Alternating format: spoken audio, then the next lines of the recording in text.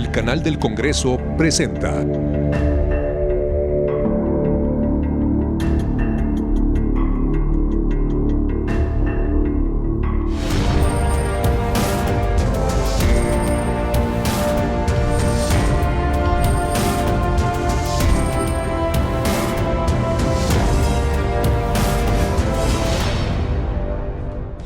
Bienvenidos y bienvenidas a Cámara Alta, la revista informativa que da cuenta de la agenda parlamentaria del Senado de la República. Días intensos en el Legislativo dejan a la Cámara Alta en la antesala de una reforma anunciada a la ley minera para reconocer al litio como patrimonio de la nación. Así lo anticipó el presidente de la Junta de Coordinación Política, el senador Ricardo Monreal Ávila. El 18 de abril del 2022, la presidenta de la mesa directiva del Senado, Olga Sánchez Cordero, recibió la minuta del proyecto de reforma a la ley minera que otorga el control y administración al Estado para la explotación del litio en México. Dicha minuta, aprobada en Cámara de Diputados, fue turnada a comisiones de la Cámara Alta para su análisis y posterior votación. Tiene por objeto garantizar la autodeterminación de la nación, así como la soberanía energética del pueblo sobre el litio y algunos otros minerales que resultan estratégicos y necesarios para la transición energética, la innovación tecnológica y el desarrollo nacional. Para tal fin, se creará un organismo público descentralizado que se encargue de la explotación, industrialización y aprovechamiento integral de este elemento. Por su importancia estratégica, deben corresponder exclusivamente a la nación. El 19 de abril, la reforma a la ley minera fue aprobada en la Cámara Alta con 87 votos a favor, 20 votos en contra y 16 abstenciones. Con esta reforma, el Estado mexicano se compromete a la explotación del litio de manera responsable y en equilibrio con la naturaleza. Se repite hasta el cansancio que nuestro país no cuenta con reservas de litio y que no es explotado. Quien tiene otros datos es la oposición. México se ubica en el 10º lugar de entre 24 países del mundo con mayores reservas de este mineral. La tonelada de litio vale hoy 1.150.000 pesos y hace 2 años valía 150.000 pesos. Y el Banco Mundial señala que para el 2050 el incremento va a ser de 500%, 31 concesiones mineras a 100% de empresas extranjeras, lo digo con respeto, de litio. Solo los que no tienen matria y patria hacen eso. Sabemos que existe litio en Sonora, Chihuahua, Coahuila, Zacatecas, San Luis Potosí. Pero México, y también hay que decir las cosas como son, no tiene el yacimiento más grande de litio del mundo. Así de puntual. Es claro lo que dice el artículo 27 constitucional. El litio ya es de las mexicanas y de los mexicanos. Y hoy lo que estamos viendo en esta reforma, al final del día, es un tema nuevamente de técnica legislativa que no está bien hecha. Porque si queremos reservar únicamente el litio, pues pongámoslo en la Constitución, como se refiere muy bien en el artículo 27 constitucional, y dejémoslo como el petróleo y los hidrocarburos, que solamente sea la Rectoría del Estado. El primer objetivo es garantizar la autodeterminación de la nación. Y ahorita quisiera retomar esa definición de nación. Después, el otro objetivo, ¿cuál es? Garantizar la soberanía energética del pueblo mexicano sobre el litio y demás minerales. ¿Para qué? Para lograr lo que muchas veces he escuchado de mis amigos, de mis compañeros de la oposición, la transición energética, además de la innovación tecnológica y también el desarrollo nacional. Somos legisladores y nos debemos al pueblo de México. Retomemos los estudios que existían en el Senado, retomemos los argumentos que en el Instituto Belisario Domínguez vinieron a vertir aquí expertos en la materia. No nos dediquemos a mal informar y a polarizar al pueblo de México. Nuestro voto será en contra porque esta ley es un error. Nuestro voto en Acción Nacional seguirá por ser a favor cuando beneficia a los mexicanos. Queda aprobado en lo general y en lo particular el decreto por el que se reforman y adicionan diversas disposiciones de la ley minera en materia de regulación del litio. Se remite al Ejecutivo Federal para los efectos constitucionales. La ley minera fue remitida al Ejecutivo Federal para su promulgación.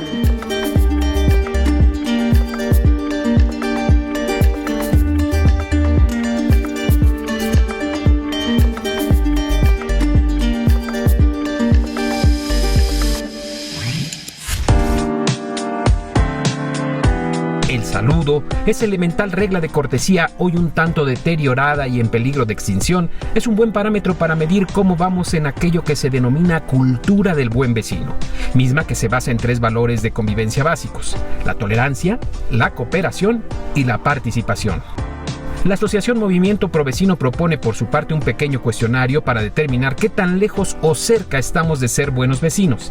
De este destacan preguntas como: ¿conoces a tu vecino por nombre y apellido?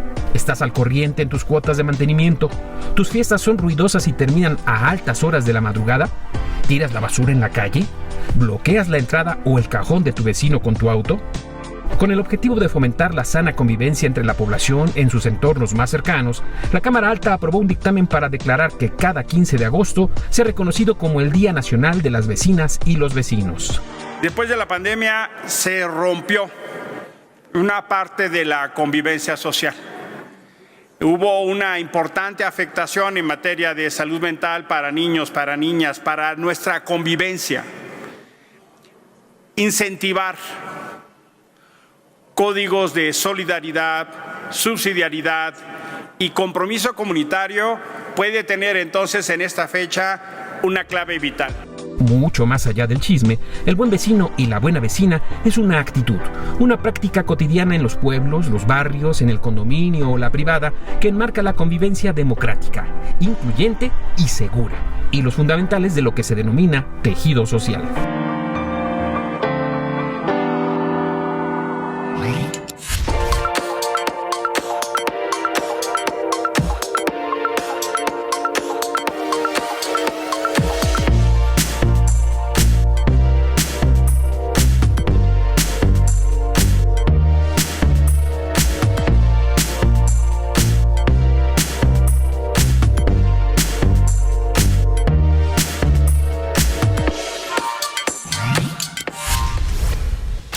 La norma oficial mexicana sobre el chocolate, cacao, productos derivados y similares establece, entre otros, las especificaciones sanitarias, la denominación genérica, así como las disposiciones en materia de embalaje, envase y etiquetado.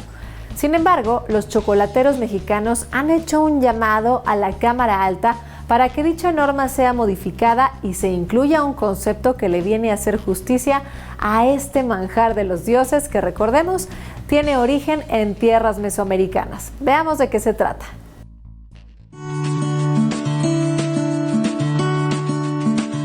El cacao fue uno de los cultivos más apreciados por los antiguos mesoamericanos, pues además de moneda de cambio, era el ingrediente principal de una bebida que, endulzada con miel y aromatizada con vainilla, fue considerada el alimento de los dioses por su sabor y sus efectos estimulantes, lo que luego daría pie a la creación del chocolate. Desde noviembre de 2021, en el Senado de la República se dio apertura a un grupo de trabajo con el acompañamiento de la Dirección General de Normas de la Secretaría de Economía y productores, a fin de actualizar la norma oficial mexicana 186 sobre cacao, chocolate, productos similares y sus derivados. Esta modificación busca fortalecer y dar un nuevo impulso a la industria cacaotera que forma parte de la tradición y cultura del sureste del país. La actualización de la norma se enfoca en 2 ejes prioritarios. Por un lado, fortalecer y reconocer al sector de la chocolatería artesanal, y por el otro, ofrecer a los consumidores productos con alto contenido de cacao mexicano a fin de evitar las grasas, las mantecas añadidas y los edulcorantes.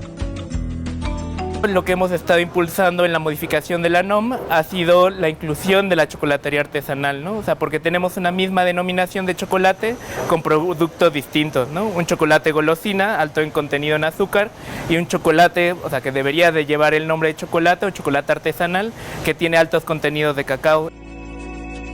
Asimismo, existe la necesidad de crear estrategias para promover el relevo generacional del cacao y proveer de mayor calidad y valor agregado a una industria que cada año crece a un 3% a nivel mundial. La urgente necesidad de dar voz a las nuevas generaciones que se han involucrado en este sector. Está ocurriendo un relevo generacional en el sector. Muy lento quizás, pero está sucediendo. No es un secreto que la mayoría de los productores de cacao son adultos mayores, personas que hace 50 años o más sembraron el cacao. En este contexto, el Senado organizó el foro titulado Situación del cacao y chocolate en México y su importancia en el relevo generacional, donde se informó que el anteproyecto de la actualización pronto se someterá a consulta pública, ya que la construcción de una norma debe contar con la participación de todos los sectores, especialistas, académicos e investigadores, para contribuir a mejorar la calidad de los productos derivados del cacao que se consumen en México.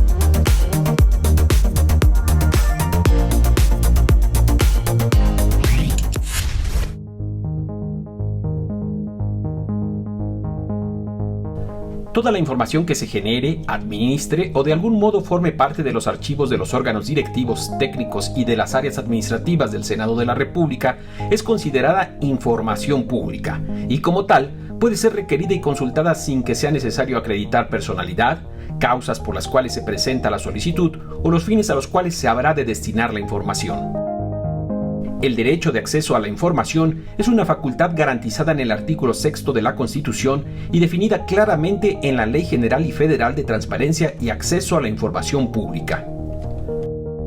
Una solicitud de información pública consiste en un escrito que se presenta ante la Unidad de Transparencia del Senado de la República a través de los siguientes medios. En la página de la plataforma de transparencia.org.mx, por el correo electrónico transparencia@senado.gov.mx, vía telefónica o de forma personal acudiendo a las oficinas de la Unidad de Transparencia ubicadas en las propias instalaciones del Senado. Los requisitos para integrar la solicitud son nombre o en su caso los datos generales del representante, domicilio o medio para recibir notificaciones que puede ser también a través de un correo electrónico. Y a continuación, la descripción clara y precisa de la información solicitada, así como cualquier dato que facilite su búsqueda. Finalmente, la modalidad en la que prefiere se otorgue la información solicitada. Al presentar la solicitud, se emitirá un acuse con fecha de recepción. La respuesta será notificada en un plazo no mayor a 20 días hábiles y excepcionalmente dicho plazo se podrá ampliar por 10 días hábiles más cuando existan razones fundadas y autorizadas por el Comité de Transparencia del Senado de la República.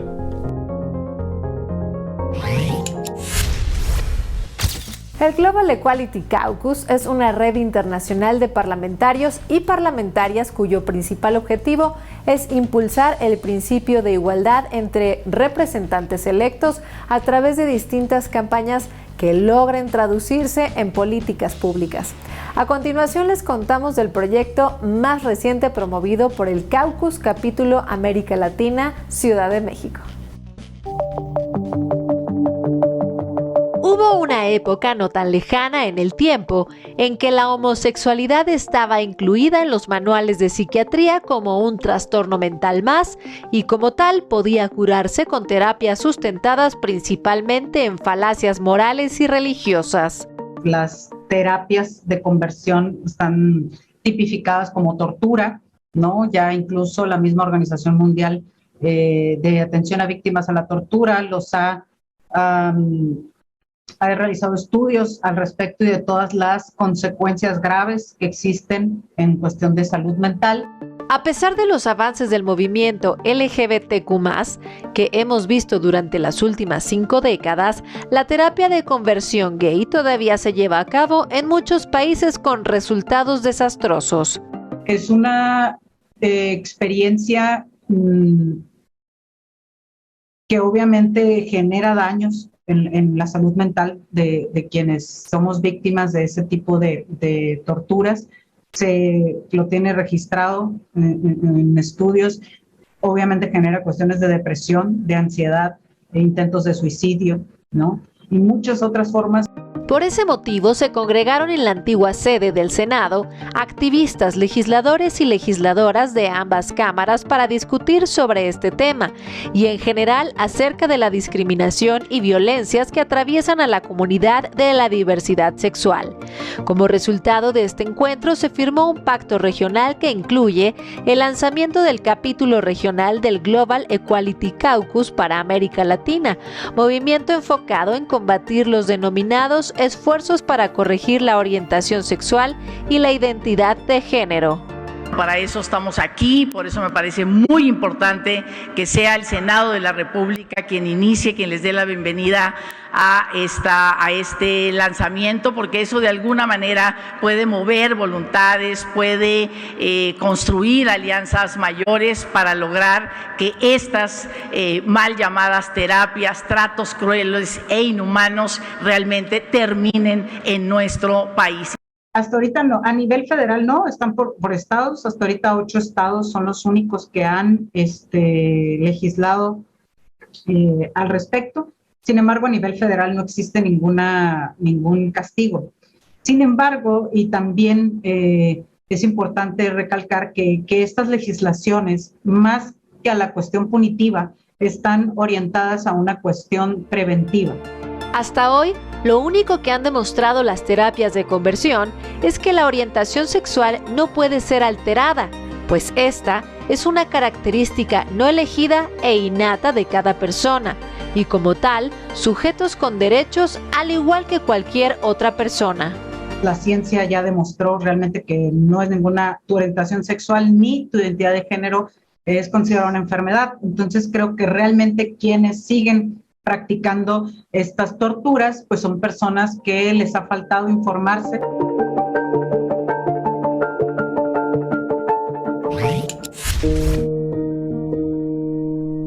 Mujer, madre, activista, pionera en la defensa de los derechos humanos en México y la primera mujer candidata a la presidencia de la República Mexicana. María del Rosario Ibarra de la Garza, mejor conocida como Rosario Ibarra de Piedra, nació el 24 de febrero de 1927 en Saltillo, Coahuila. En 1974 se enfrentó al secuestro y desaparición de su hijo, Jesús Piedra Ibarra, quien fue acusado de guerrillero y desaparecido por el Estado. Rosario Ibarra inició así una lucha en contra de las desapariciones forzadas en el país y fundó en 1977 el Comité Eureka, junto con otras madres que buscaban a sus hijos. La historia de la defensa y protección de las víctimas de este país no podrían ser entendidas o explicadas sin el trabajo y la lucha de doña Rosario Ibarra. Fue postulada por el Partido Revolucionario de los Trabajadores en 1982 y 1988 como candidata a la presidencia de la República Mexicana. Doña Rosario fue la primer mujer candidata a la presidencia de la República. Su congruencia es irrefutable. Su actitud siempre admirable. Su forma era de sencillez y de humildad impresionante. Posteriormente, en 1995, tras el levantamiento del EZLN, Rosario Ibarra se une a la causa indigenista y acepta su invitación de convertirse en convencionalista parlamentaria. En 2006 se convirtió en senadora por el Partido de la Revolución Democrática. Esto lleva a una ruptura con el EZLN, la cual admite al poner encima la causa de los desaparecidos, su causa. En 2019, la Cámara de Diputados le otorgó la Medalla al Mérito Cívico Eduardo Neri y Legisladores de 1913, el cual se dio por su labor a favor de los derechos humanos y por su larga labor cívica, política y legislativa. Ese mismo año recibió también la Medalla Belisario Domínguez, la cual le fue otorgada por sus actos a favor de los derechos humanos. El pasado 16 de marzo, lamentablemente murió Rosario Ibarra a sus 95 años de edad. Sin embargo, deja un legado como activista mexicana.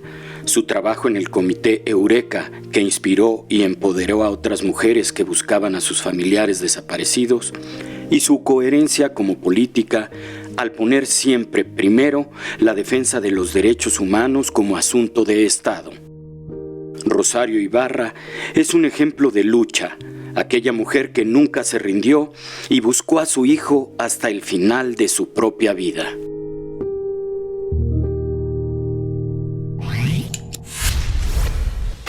A pesar de todos los prejuicios y campañas en contra de la energía nuclear, hoy en día la misma Unión Europea debate incluirla entre la lista de energías verdes, pues produce 0 emisiones de gases de efecto invernadero. El futuro, dicen por ahí, es nuclear. Y en vista de esta posibilidad, la Cámara Alta aprobó recientemente el acuerdo para la cooperación en los usos pacíficos de la energía nuclear entre México y Estados Unidos. Existe toda una serie de prejuicios en contra de la energía nuclear a causa de los antecedentes bélicos y los 2 grandes incidentes históricos en centrales nucleares. La verdad es que la energía nuclear es fácil de criticar, sobre todo cuando uno no está bien al tanto de los protocolos, ¿no? Cuando uno amenaza con respecto a los accidentes, ¿no? Si comparamos las personas que mueren en accidente de avión con accidente de coche, o sea, es 0. O sea, el porciento es prácticamente despreciable. Sin embargo, cuando hay un accidente de avión, todo el mundo se asusta y es como, ¿cuántas personas murieron? Porque mueren muchas personas de golpe. Sí. Ocurre poco, es poco frecuente, pero cuando ocurre es como muy impactante. Sí. Y es lo que ocurre con la energía nuclear. Lo cierto es que el manejo de la energía nuclear ha demostrado ser segura y más limpia que las energías fósiles. La central como tal no tiene emisiones. Sí. El calor se genera a partir de de la fisión de los núcleos de uranio, que se libera gran cantidad de calor y no estamos quemando nada, digamos de alguna manera. No es una central térmica parecida a las otras, pero donde el calor, en vez de generarlo a partir de la quema de un combustible, se genera a partir de una reacción nuclear.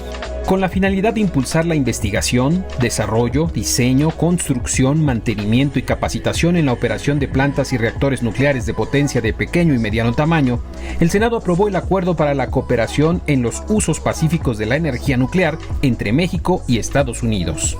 México ha sido un ferviente impulsor de la causa del desarme nuclear a nivel global. De la mano con esta inquebrantable convicción, nuestro país también ha favorecido la idea del uso de la energía nuclear para fines exclusivamente pacíficos. La tecnología nuclear basada en la liberación desde el núcleo o parte central de los átomos es una fuente de energía que puede contribuir a luchar contra el cambio climático y el deterioro del medio ambiente. En 1972 se tomó la decisión de construir la primera central nuclear para generación de energía eléctrica. El proyecto de Laguna Verde se concretó hasta 1990 y con solo 2 reactores, esta central genera el 5% de la energía total del país. Como punto de referencia, Francia cuenta con 50 centrales que producen el 70% de su energía. Ojalá y México, en mi opinión, ojalá y sí decida apostarle un poquito a la energía nuclear. El gas natural le estamos apostando muchísimo y es verdad que emite mucho menos contaminantes que otras fuentes de energía, pero no tenemos ese recurso. Algunos países como Alemania cometieron el error de cerrar sus plantas nucleares y hoy están en un grave problema porque dependen del gas ruso. Y si a mí me dieran a escoger de si seguimos usando combustibles fósiles como los petróleo, o le apostamos a la energía nuclear. Yo creo que es un buen momento de debate. México tiene todo el potencial para ser independiente energéticamente en un futuro cercano, diversificando todo, o sea, no le digo no a las plantas de ciclo combinado, no le digo no al uranio, no le digo no a nada, o sea, hay que potenciar todo. El acuerdo para la cooperación en los usos pacíficos de la energía nuclear entre México y Estados Unidos se suma a la red de acuerdos que ya se tienen con Australia, Canadá, Argentina y Francia, por mencionar algunos.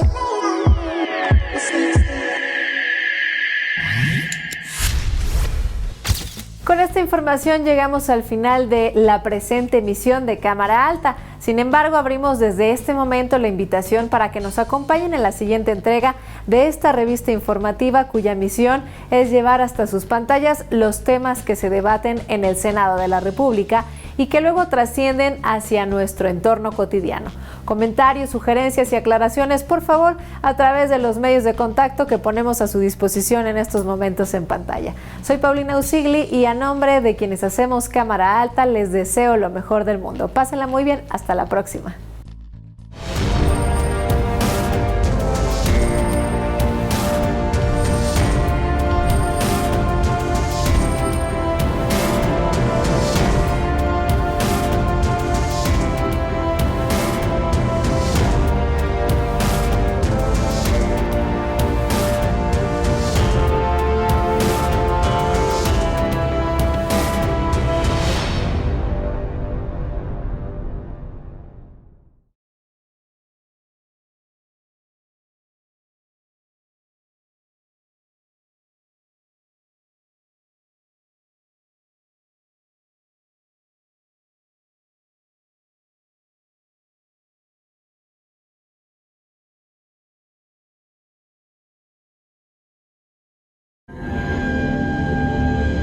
El canal del Congreso presentó